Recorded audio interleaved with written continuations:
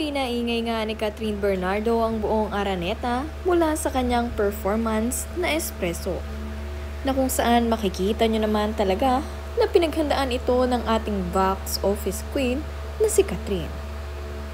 Nagniningning nga rin sa kagandahan nitong si Catherine Bernardo ngayon dito sa ABS-CBN Christmas Special 2024.